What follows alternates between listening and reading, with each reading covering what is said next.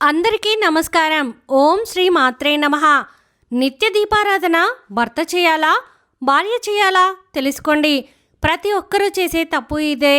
మనలో చాలామంది ఆడవారు ప్రతినిత్యం ఇంట్లో దీపారాధన చేసుకుంటారు.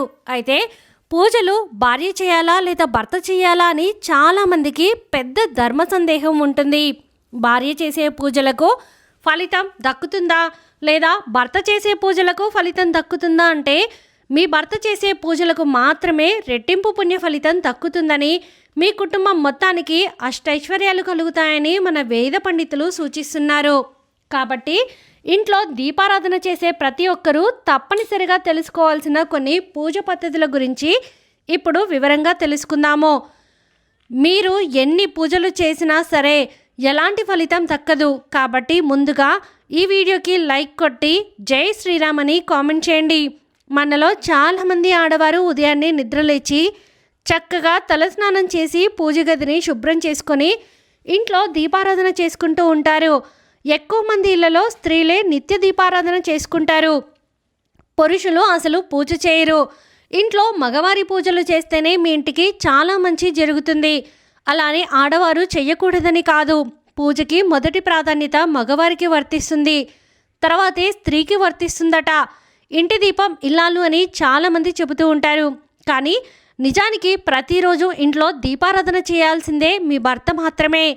ఇంటి దీపం ఇల్లాలైనా ఇంట్లో వెలిగించే దీపాన్ని మాత్రం పురుషులు మాత్రమే వెలిగించాలని మన శాస్త్రాలు వివరిస్తున్నాయి. పూజా సంకల్పంలో కూడా ధర్మపత్ని సమేతస్య అని ఉంటుంది. అంతేకాని ధర్మపతి సమేతస్య అని ఎక్కడా లేదు. భార్య చేసే పూజలు తన సౌభాగ్యాన్ని మాత్రమే కాపాడుతాయట. అంటే తన భర్త ప్రాణాలతో ఉంటే సరిపోదు కదా, ఆయురారోగ్యాలతో సుఖ సంతోషాలతో తిరుగుతూ ఉండాలి. కాబట్టి స్త్రీలు చేసే పూజలు కేవలం తన మాంగళ్యాన్ని మాత్రమే కాపాడుతుందట. దీనివల్ల మనం అర్థం చేసుకోవాల్సిన విషయం ఏమిటంటే ఇంట్లో దీపారాధన చేయాల్సింది ఆ ఇంటి యజమాని మాత్రమే. మీ భర్త చేసే పూజలకు మాత్రమే మీ కుటుంబం మొత్తానికి మంచి జరుగుతుందట.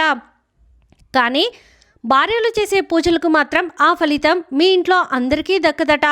ఎందుకంటే ఆడవాళ్ళు చేసే వ్రతాలు, నోములు ఇలా ఏ పూజ అయినా సరే ఆ పూజ ఫలితం మొత్తం తనకు అలాగే తన భర్తకు మాత్రమే దక్కుతుందట. కానీ మగవాళ్ళు చేసే పూజలకు మాత్రం ఇంట్లో ఉన్న ప్రతి ఒక్కరికి పుణ్యం దక్కుతుందట.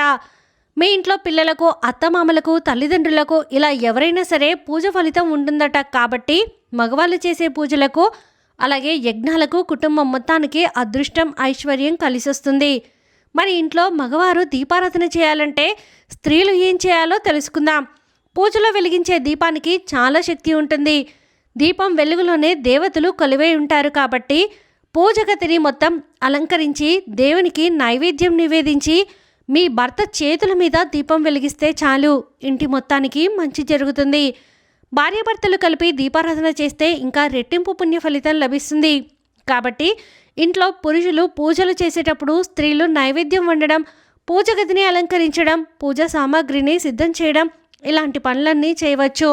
ఎప్పటి నుండో మీ ఇంట్లో కూడా ఆడవారే పూజలు చేస్తుంటే వెంటనే అలవాటు మార్చేసుకోండి. లేదంటే మీ పూజ ఫలితం కుటుంబం మొత్తానికి వర్తించదు.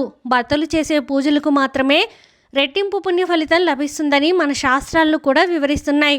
కాబట్టి వీలైనంత ఎక్కువగా ఇంట్లో పూజలు చేసేటప్పుడు మీ భర్త చేతే పూజ చేయించండి.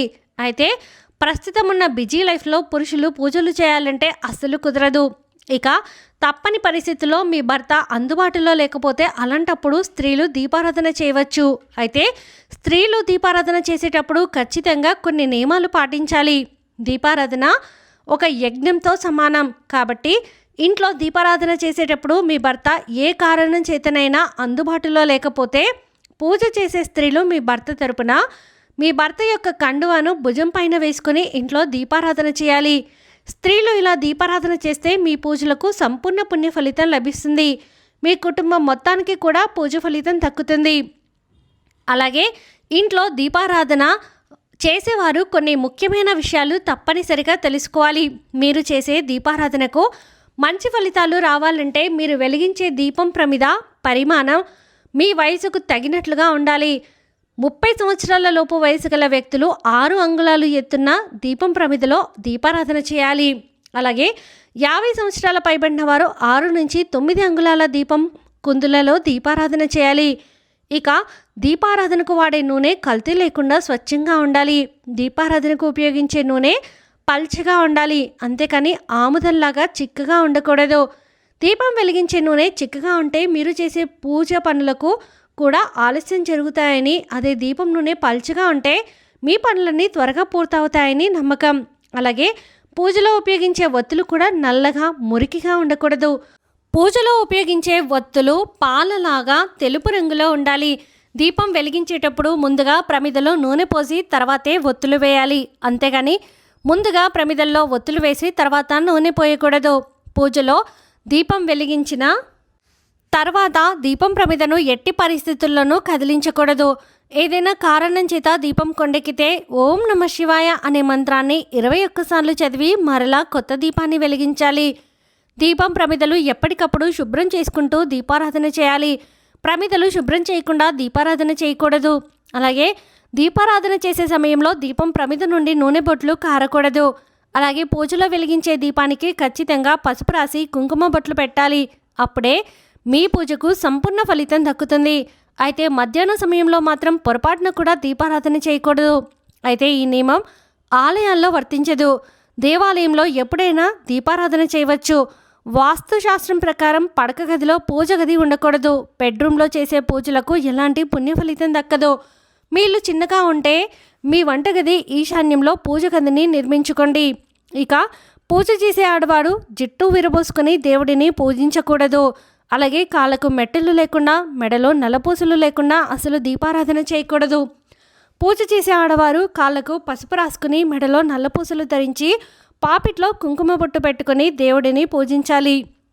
ఇక ఇంట్లో దీపారాధన చేసేటప్పుడు ఖచ్చితంగా దైవం మంత్రాలు జపించాలి. దేవుని మంత్రాలు చదువుతూ దేవుడిని పూజిస్తే ఆ పూజకు కొన్ని వేల రెట్ల పుణ్య ఫలితం లభిస్తుంది. మీకు ఎలాంటి దైవ మంత్రాలు రాకపోయినా దేవుడిని మనసులో స్మరించుకుంటూ భక్తితో పూజ చేసుకోండి. మీ పూజలన్నీ నేరుగా దేవునికి చేరుతాయి. ఇక ఇంట్లో వ్రతాలు చేసేటప్పుడు దేవునికి సమర్పించే నైవేద్యం వేడిగా ఉండకూడదు. మనలో చాలామంది ఆడవారు ఇంట్లో ఏదైనా వ్రతం చేసేటప్పుడు వేడివేడి పొంగలి తయారు చేసి దేవునికి నివేదిస్తారు. కానీ అలా అస్సలు చేయకూడదు. గోరువెచ్చని నైవేద్యాన్ని మాత్రమే దేవునికి నివేదించాలి. ఇక ప్రతి ఒక్కరి పూజ గదిలో తప్పనిసరిగా స్వస్తిక్ గుర్తు ఉండాలి. కాబట్టి మీ పూజ గది గోడలపైన పసుపుతో స్వస్తిక్ గుర్తు వేసుకోండి. అదేవిధంగా ప్రతి ఒక్కరి పూజ గదిలో పసుపు, కుంకుమలు మరియు అక్షింతలు ఉండాలి. మనం పూజలో ఉపయోగించే పుష్పాలు పొరపాటున కింద పడితే వాటిని పూజకు ఉపయోగించకూడదు. అలాగే వాసన చూసిన పూలను కూడా పూజలో వాడకూడదు. అలాగే దీపం పెట్టే దిశ కూడా చాలా ముఖ్యమైనది.